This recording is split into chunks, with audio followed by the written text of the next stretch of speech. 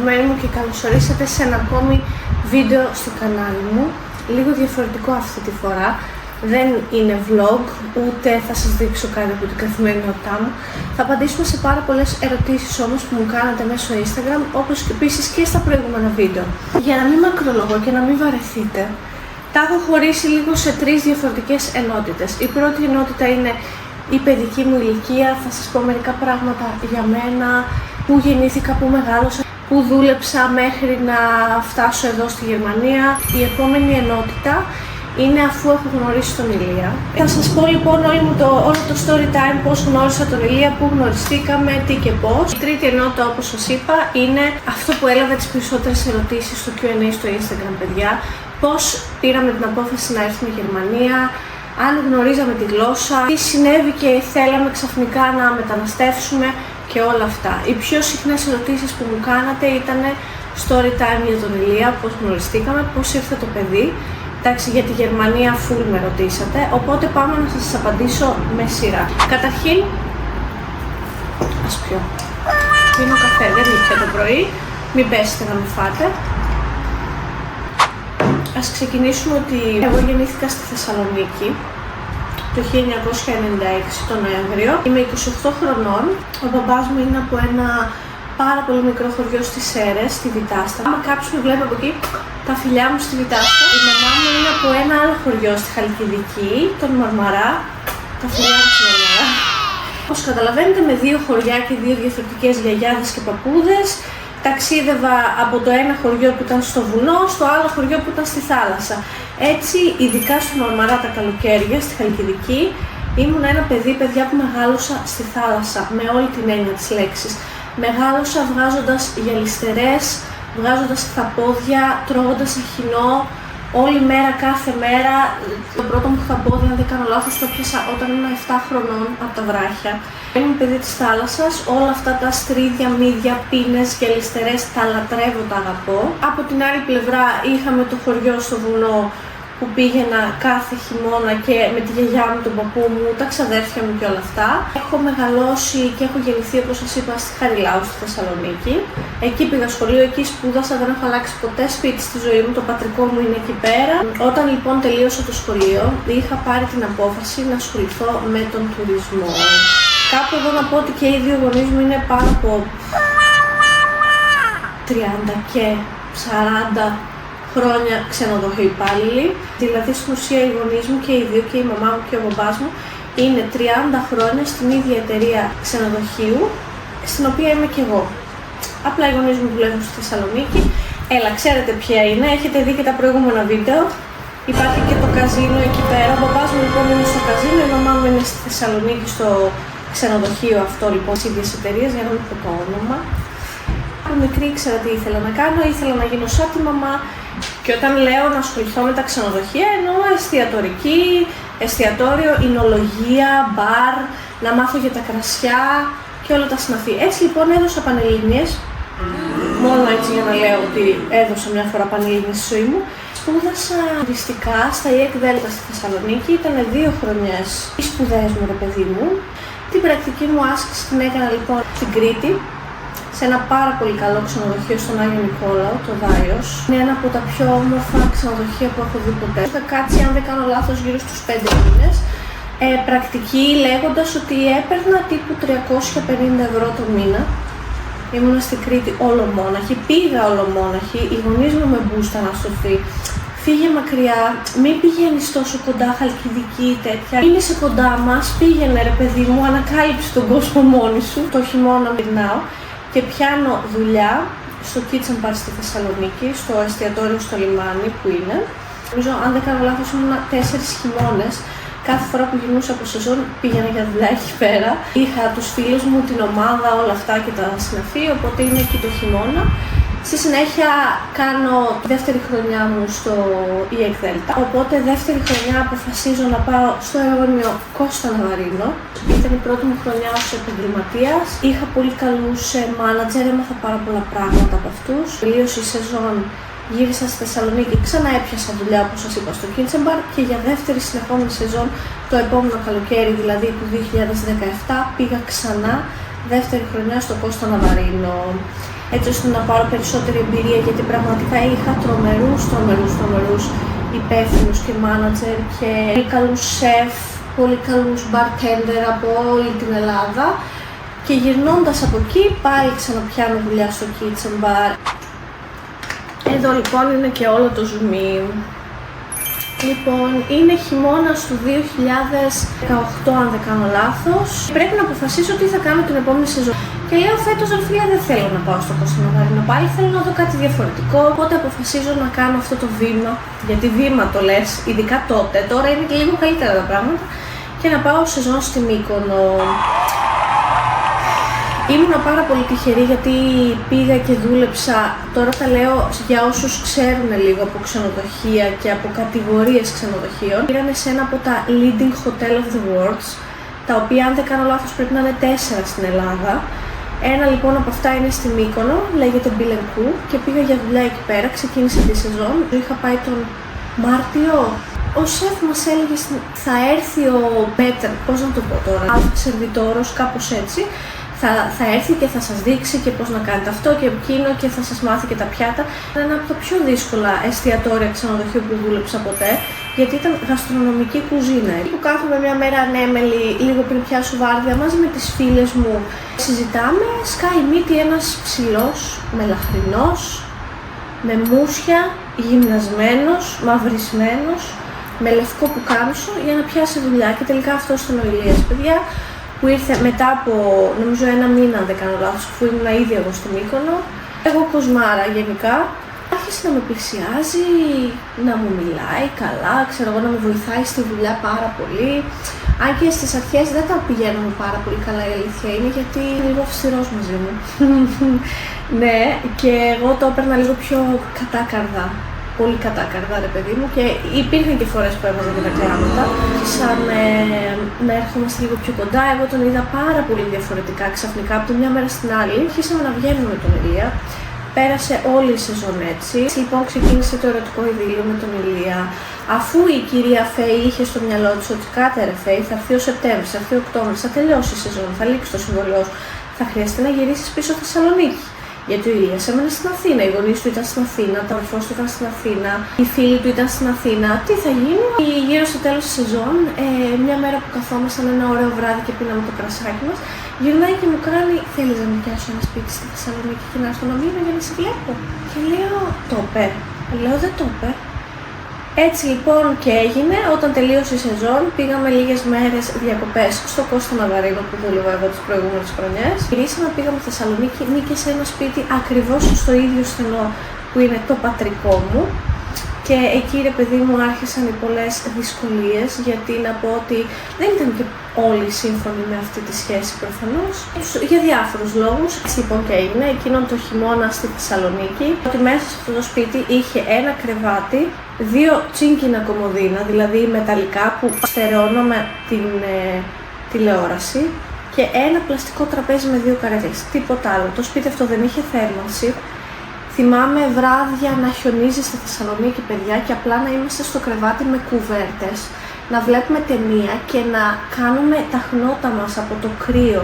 Από εκεί μέσα στην παγωνιά της Θεσσαλονίκης πάσαμε πολύ δύσκολες αλλά και τόσο ωραίες στιγμές που πραγματικά εγώ εκεί σε εκείνο το σπιτάκι το 2x2 κατάλαβα ότι αγαπώ πολύ αυτόν τον άνθρωπο. Στην καθημερινότητα τον βλέπεις τον άνθρωπο, πώς συμπεριφέρεται, τι κινήσεις κάνει όταν είναι στεναχωρημένος, όταν είναι ευριασμένος, όταν δεν έχει δουλειά, όταν...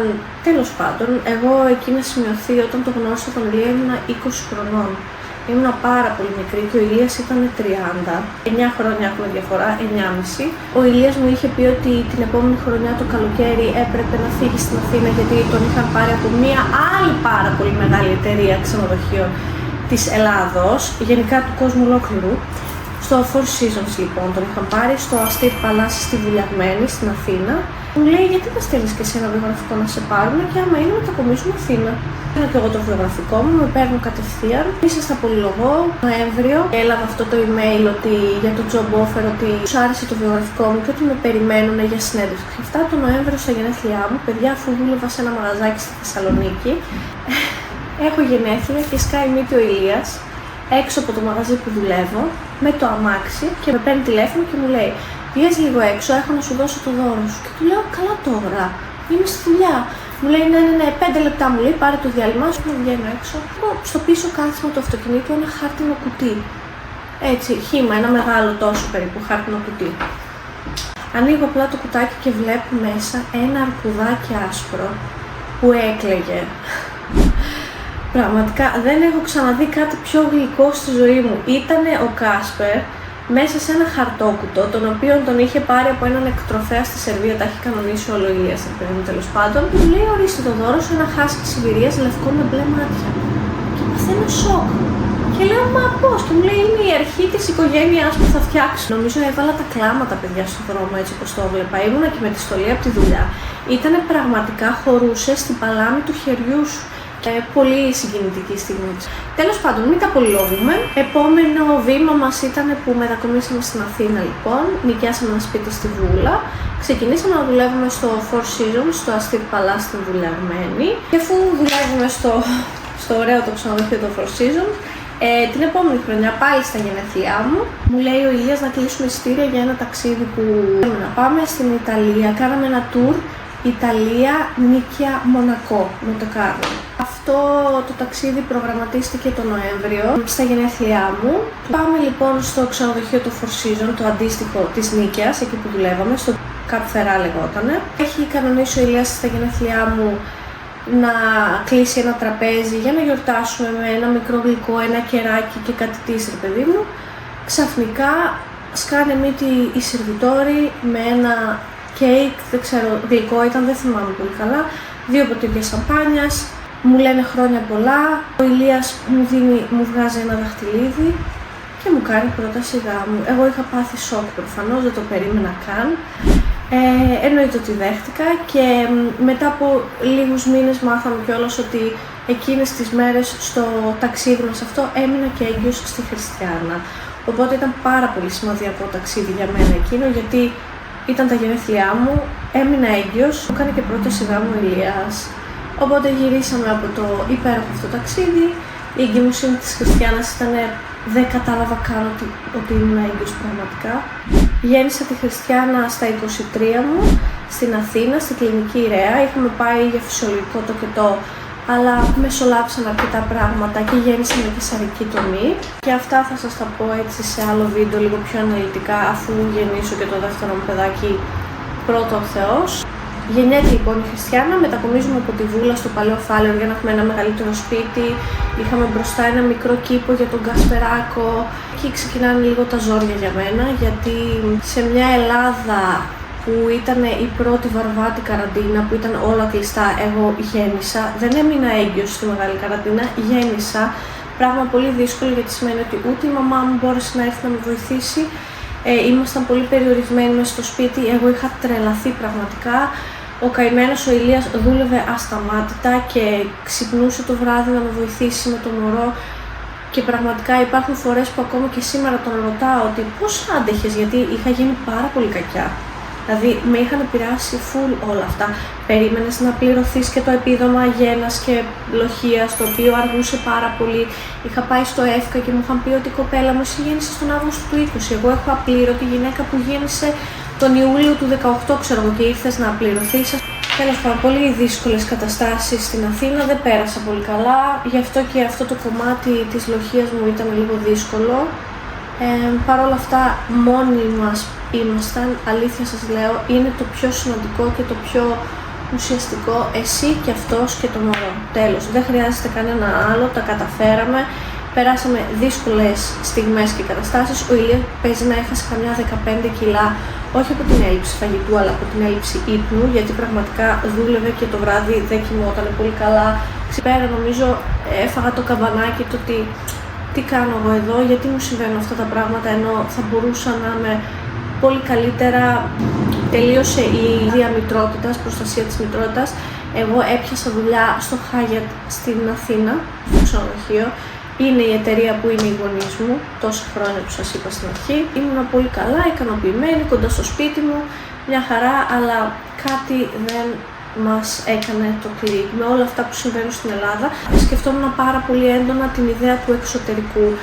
Οπότε πήρα την απόφαση και άρχισα να ψάχνομαι.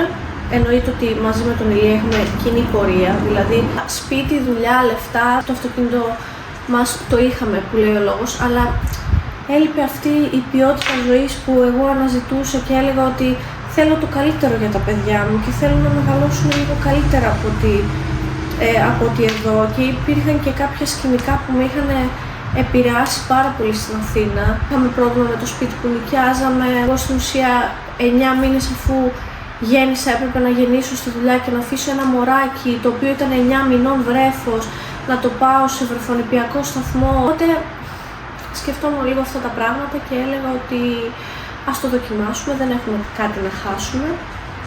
Ξεκινήσαμε λοιπόν να στέλνουμε τα βιογραφικά μας μέσω της εταιρείας πάντα που δουλεύαμε και υπήρχε μεγάλη εμπιστοσύνη σε αυτή την εταιρεία, όπως σας είπα, γιατί οι γονείς μου είναι άλλα τόσα χρόνια και δεν θα πήγαινα δηλαδή έτσι κουτουρού, άιντε βρήκαμε δουλειά και φεύγουμε. Ήξερα πάρα πολύ καλά πού ψάχνω και τι κοιτάω. Η πρώτη μας επιλογή ήταν στο Άμστερνταμ, στο ξενοδοχείο το Hyatt στο Άμστερνταμ, η οποία δεν έκατσε γιατί υπήρχαν κάποια προβλήματα με τις προσλήψεις και τα χαρτιά κτλ. Η δεύτερη λοιπόν και η πιο τυχερή σε εισαγωγικά επιλογή μας ήταν το Μόναχο της Γερμανίας. Εγώ είχα και κάποιους συγγενείς εδώ έτσι, ας πούμε είναι η ξαδέρφη του μπαμπά μου και η ξαδέρφη μου. Είχα στείλει τα βιογραφικά, με είχαν πάρει, με είχαν δεχτεί και τους είχα πει ότι ναι, αλλά κοιτάξτε να δείτε, εγώ έχω και έναν άντρα, έναν σύζυγο, ένα παιδί, κανένα πρόβλημα, τη δουλειά κάνει ο άντρας σας, τάδε δουλειά, την ίδια δουλειά. Ωραία, μπορείτε να έρθετε και οι δύο. Κάναμε αρκετές συνεντεύξεις online, μπορώ να πω. Να σημειωθεί κάπου εδώ ότι δεν μιλούσαμε γερμανικά, τίποτα, ούτε καλημέρα. Παρ' όλα αυτά μας βοήθησε πάρα πολύ το ξενοδοχείο, μας βοήθησαν πολύ οι άνθρωποι που δούλευαν τότε, γιατί δυστυχώς τώρα δεν είναι πλέον. Έχουν ανέβει σε θέση και έχουν μεταφερθεί σε άλλα ξενοδοχεία. Τους πρώτους 2 μήνες μας παρήχανε δωμάτιο στο ξενοδοχείο, μέναμε δηλαδή μέσα στο ξενοδοχείο. Μας προσέφεραν και courses γερμανικών, 2 φορές τη εβδομάδα, αν δεν κάνω λάθος, ήταν για 1,5 χρόνο κάναμε, αν θυμάμαι καλά. Με μια επιδότηση που παίρνουν αυτοί από το κράτος, οπότε κάναμε και γερμανικά έτσι ώστε να αρχίσει να σπάει η γλώσσα κτλ. Στην αρχή ήρθαμε εγώ και ο Ηλίας με το αυτοκίνητο, η κόρη μας έμεινε στη Θεσσαλονίκη με τη μαμά μου και τον μπαμπά μου. Συνέχεια είχαμε σκοπό, ρε παιδί μου, με το που βρούμε το δικό μας σπίτι και το νοικιάσουμε, φέρουμε και τη Χριστιάνα στην Γερμανία. Στο διάστημα αυτό, στους 2 μήνες, ο μπαμπάς μου, η μαμά μου, η αδερφή μου την έφεραν τη Χριστιάνα Γερμανία και τη βλέπαμε. Στο σπίτι μας βοήθησαν πάλι από το ξενοδοχείο να το βρούμε, γιατί είχα πάει εγώ και τους είχα πει ότι παιδιά δεν δυσκολεύομαι λίγο να βρω σπίτι και δεν μπορώ να κάτσω πολύ χωρίς την κόρη μου. Λογικό. Κανένα πρόβλημα, μου είπαν φέρε και την κόρη σου να μείνετε όλοι μαζί στο ξενοδοχείο για όσο χρειαστεί μέχρι να βρείτε σπίτι. Και αυτό και έγινε. Πήρα τη μικρή, την έφερε ο μπαμπάς μου, ήρθαμε όλοι μαζί στο ξενοδοχείο, μέναμε για λίγο καιρό, αν δεν κάνω λάθος 2-3 εβδομάδες ήτανε, μέχρι που βρήκαμε σπίτι. Η μετακόμιση λοιπόν έγινε με βοήθεια φίλων από το ξενοδοχείο. Στο επόμενο διάστημα φέραμε και τον Κασπεράκο, εννοείται, τον έφερε η αδερφή μου σε ειδικό κλουβί με αεροπορική εταιρεία, την Aegean, αν δεν κάνω λάθος. Τον μετέφερε στις αποσκευές, ξέρετε, που κάνουν τα μεγάλα τα σκυλιά γιατί απαγορεύεται να είναι στην καμπίνα. Στην ουσία κάπως έτσι ολοκληρώθηκε η οικογένεια, κάναμε το πρώτο μας βήμα εδώ. Όσον αφορά τους φίλους, γιατί πάρα πολλοί με ρωτήσατε ότι κάνατε φίλους εύκολα στη Γερμανία, πώς είναι το κλίμα εκεί. Ας πούμε, εμένα η καλύτερη μου φίλη είναι από την Τουρκία, φίλους από την Αλβανία, έχουμε φίλους Ισπανούς, έχουμε η φίλη μου την πρώτη χρονιά που μου έκανε τεράστιο support είναι από τη Χιλή, που είναι Λατινική Αμερική, ας πούμε. Έχουμε γενικά πάρα πολλούς φίλους, έχουμε άτομα και πολλούς Έλληνες, έτσι. Με τη δουλειά αυτό που ήθελα να πω είναι ότι στην Ελλάδα, παιδιά, καλός ή κακός, πρέπει να περάσουν πάρα πολλά χρόνια για να αναγνωριστεί η δουλειά σου, να ανέβεις εσύ, να είσαι ένα νέο άτομο που να έχει αναλάβει μια πολύ μεγάλη θέση. Αυτό το έβλεπα και κυρίως από τους γονείς μου, οι οποίοι μπήκαν στο ξενοδοχείο, ας πούμε, 23 χρονών και την πρώτη τους προαγωγή την πήρανε στα 30, ξέρω εγώ, μετά από τόσα χρόνια. Και μετά άλλο τόσο και μετά άλλο τόσο για να φτάσουν, ας πούμε, να είναι τώρα managers και να έχουν ολόκληρο τμήμα από κάτω τους. Εγώ όμως ήρθα σαν απλή υπάλληλος εδώ στη Γερμανία. Ο Ηλίας ήταν υπεύθυνος βάρδιας, ήρθε σαν υπεύθυνος βάρδιας. Ήμασταν πάντα ένας πρωί, ένας βράδυ. Ήταν το στοίχημα που βάλαμε γιατί είπαμε ότι έχουμε ένα μικρό παιδάκι και αν δεν βρούμε kindergarten τον πρώτο καιρό, πρέπει ο ένας να δουλεύει το πρωί και ο άλλος το βράδυ, γιατί δεν γίνεται αλλιώς. Το δέχτηκαν, κανένα πρόβλημα. Ο Ηλίας ήρθε βραδινός υπεύθυνος βάρδιας, βραδινός εννοώ 4-12, έτσι μην φανταστείτε κάτι, και εγώ ήμουνα 6-2. Από 6 μήνες που ήμασταν εδώ και κλείσαμε στην εταιρεία, εγώ πήρα την πρώτη μου προαγωγή, παιδιά, και ήμουνα τρισευτυχής, δεν το περίμενα, γιατί εγώ ήρθα και δούλεψα, παιδιά, στη Γερμανία, στο ξενοδοχείο αυτό, όπως δούλευα τόσα χρόνια στην Ελλάδα. Χωρίς να μιλάω, χωρίς να γκρινιάζω, χωρίς να πω. Αυτό προφανώς και αναγνωρίστηκε πολύ εύκολα από τους υπεύθυνους μου, από το διευθυντή μου και τα σχετικά. Οπότε πήρα την πρώτη μου προαγωγή στους 6 μήνες που λέτε και τη δεύτερη την πήρα μετά από 2 μήνες. Δηλαδή πήρα την πρώτη μου προαγωγή, έγινα team leader και μετά από 2 μήνες έγινα assistant manager. Στη συνέχεια και ο Ηλίας πήρε την πρώτη του προαγωγή και έγινε και αυτός assistant manager. Οπότε στην ουσία είμαστε ένας το πρωί, ένας το βράδυ, υπεύθυνοι βάρδιας, assistant manager, είμαστε και οι δύο. Αναγνωρίστηκε πάρα πολύ γρήγορα η δουλειά μας και αυτό είναι πάρα πολύ θετικό και το εκτιμούμε πραγματικά βαθύτατα. Αυτά που τα εξτρά που έχεις, όπως το επίδομα παιδιού για παράδειγμα, το οποίο στη Γερμανία είναι 255 ευρώ το παιδί. Ενώ στην Ελλάδα εγώ έπαιρνα επίδομα παιδιού 22 ευρώ. Εξτρά βοήθημα. Επειδή δεν θα πάω στη δουλειά μου για τα πρώτα 2 χρόνια, πόσο σημαντικό, ενώ στη Χριστιάνα γύρισα στους 9 μήνες στη δουλειά, γιατί έτσι έλεγε ο νόμος, τώρα έχω τη δυνατότητα να κάτσω 2 χρόνια ή και 3 αν θέλω, αλλά εγώ επέλεξα να κάτσω 2, γιατί και να αναθρέψω τα παιδιά μου όπως μπορώ και όπως τα καταφέρνω και όπως θέλω. Μέσα σε όλα αυτά βρήκαμε και ένα ελληνογερμανικό kindergarten για τη Χριστιάνα, που της άρεσε πάρα πολύ. Μια μικρή παρένθεση να πούμε και τα λυπητερά της ιστορίας. Την δεύτερη μας χρονιά εδώ στη Γερμανία είχα μείνει έγκυος. Πολύ χαρούμενη, εγώ το δημοσίευσα στα social media μετά από λίγες εβδομάδες, νομίζω αν δεν κάνω λάθος την 8η ή την 9η εβδομάδα, και σε μια προγραμματισμένη επίσκεψη στο γιατρό που είχα στη γυναικολόγο μου, μάθαμε ότι τελικά δεν χτυπάει η καρδούλα του και είχα μια αποβολή. Πράγμα το οποίο με επηρέασε πάρα πολύ αρνητικά και ψυχολογικά. Νομίζω ήταν το πρώτο έτσι γερό χαστούκι που έχω φάει από τη ζωή, γιατί συμβαίνει, παιδιά, και είναι πάρα πολύ συχνό και συμβαίνει τουλάχιστον σε μία από τις 4 γυναίκες. Πάλι εκεί με στήριξε πάρα πολύ ο Ηλίας. Εδώ είμαστε, το ξεπεράσαμε. Ακριβώς την επόμενη χρονιά, Δεκέμβριο, έμεινα έγκυος στο αγοράκι μας εδώ που βλέπετε μέσα στην κυλίτσα μου. Η πιθανή μέρα του κετού είναι 11 Σεπτεμβρίου, αλλά η γιατρός μου είπε ότι πολύ πιθανό να γεννήσω και τέλος Αυγούστου, γιατί είναι αρκετά μεγάλο το μωράκι μας. Αναμένουμε τώρα από μέρα σε μέρα να έρθει και είμαστε πάρα πολύ χαρούμενοι και ευτυχισμένοι. Η οικογένειά μας θα μεγαλώσει. Για τα ταξίδια που με ρωτήσατε πάρα πολύ και ακόμα εξακολουθείτε να με ρωτάτε, όταν δουλεύεις σε μια εταιρεία σαν αυτή, στο συμβόλαιό σου μέσα σου γράφει ότι κάθε χρόνο έχεις 12 νύχτες δωρεάν σε όλα τα Hyatt του κόσμου. Οπότε εμείς που είμαστε 2 άτομα που δουλεύουμε στη Hyatt, έχουμε 12 και 12, 24 ημέρες σε όλα τα Hyatt στον κόσμο. Οπότε όλα αυτά τα ταξίδια που βλέπετε είναι λόγω της εταιρείας μας και αν δείτε και αν το έχετε προσέξει, είναι όλα ξενοδοχεία Hyatt, Hyatt Regency Park, Hyatt, Andaz και όλα τα συναφή. Επίσης, σε αυτές τις κρατήσεις που είναι για το προσωπικό στην ουσία, είναι δωρεάν το πρωινό, είναι included και έχεις και 50% σε όλα τα εστιατόρια και τα μπαρ, συνήθως. Μερικά ξενοδοχεία βέβαια έχουν λίγο διαφοροποιημένες, τύπου 20% ή 30%, αλλά τα περισσότερα είναι 50%. Η Χριστιάνα με βάση το ξενοδοχείο και τη δουλειά μας έχει ταξιδέψει σε 15 χώρες σε όλο τον κόσμο.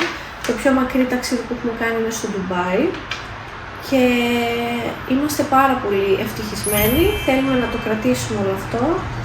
Μια συμβουλή που έχω να σας δώσω είναι να παίρνετε ρίσκα στη ζωή σας, να ρισκάρετε, να μην επαναπάβεστε στο «Α, έλα μωρέ, γιατί να το κάνω τώρα, μια χαρά είμαι εδώ και εντάξει» και η γκρίνια και μετά έρχεται αυτή η μιζέρια και όχι, μην επαναπάβεστε, να παίρνετε ρίσκα, να παίρνετε μεγάλες αποφάσεις και σημαντικές και στην τελική ας την πατήσετε, δεν πειράζει. Αν δεν το κάνετε δεν θα μάθετε ποτέ αν πέτυχε ή όχι. Όλα αυτά επίσης τα έχω καταφέρει, μάλλον δεν θα τα είχα καταφέρει αν δεν είχα δίπλα μου τον Ηλία πραγματικά, που πρέπει να του στήσω ένα άγαλμα κάπου εδώ, τον Ηλία, δεν ξέρω. Αυτός μου δίνει το μπουστάρισμα για τα πάντα, ό,τι σκέφτομαι. Εγώ δεν είχα τον Ηλία, δεν θα είχα καταφέρει τίποτα από όλα αυτά πραγματικά και είναι πολύ σημαντικό ποιος άνθρωπος είναι δίπλα σου. Ακόμα συμβουλή που έχω να σας δώσω είναι να διώχνετε τους τοξικούς ανθρώπους μακριά. και να κρατάτε ανθρώπους που σας στηρίζουν και σας αγαπάνε πραγματικά, γιατί πιστέψτε με, η αγάπη δεν φαίνεται ούτε στα δώρα, ούτε στα λουλούδια. Η αγάπη που μου έδειξε ο Ηλίας φάνηκε πάρα πολύ στη λοχεία μου στην πρώτη γέννα, όπως επίσης και στην αρχή της σχέσης μας που είδα πόσο πολύ με υποστηρίζει και πόσο πολύ με εκτιμάει. Γι' αυτό λοιπόν τα δώρα δεν φέρνουν την ευτυχία. Όλογα και οι καρδούλες και τα σ' αγαπώ μάμου σου του, την αγάπη τη φέρνουν οι πράξεις. Όταν κλαίει το μωρό ασταμάτητα και εσύ είσαι σε σημείο απόγνωσης, να έχεις έναν άνθρωπο δίπλα να σε βοηθήσει, να ξυπνήσει για σένα το βράδυ, να ξυπνήσει για σένα το πρωί, να σε αφήσει να κοιμηθείς, να σου φτιάξει κάτι να φας. Αυτός ο αλληλοσεβασμός και η αγάπη και αυτές οι καθημερινές πράξεις είναι που μετράνε πραγματικά.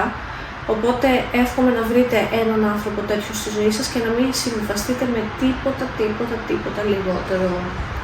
Αυτά είχα να πω, να παίρνετε ρίσκα, να κρατάτε στη ζωή σας ανθρώπους που σας αγαπάνε, να μην φοβάστε να κάνετε βήματα στη ζωή σας και να ξέρετε ότι η ζωή έχει ένα μαγικό τρόπο να σε οδηγεί πάντα εκεί που πρέπει να πας και ότι όλα για κάποιο λόγο γίνονται. Εγώ το πιστεύω πάρα πολύ αυτό. Εδώ είναι λοιπόν και το Χριστιανάκι μου. Περιμένουμε και το αδερφάκι της από ώρα σε ώρα, από μέρα σε μέρα, από λεπτό σε λεπτό. Οτιδήποτε ξέχασα ή παρέλειψα ή ακόμα θέλετε να με ρωτήσετε, γράψτε μου στα σχόλια από κάτω και θα σας απαντήσω λογικά στο επόμενο. Εμείς εδώ θα είμαστε, σας φιλάμε, σας χαιρετάμε. Άντε γεια, φιλάκια!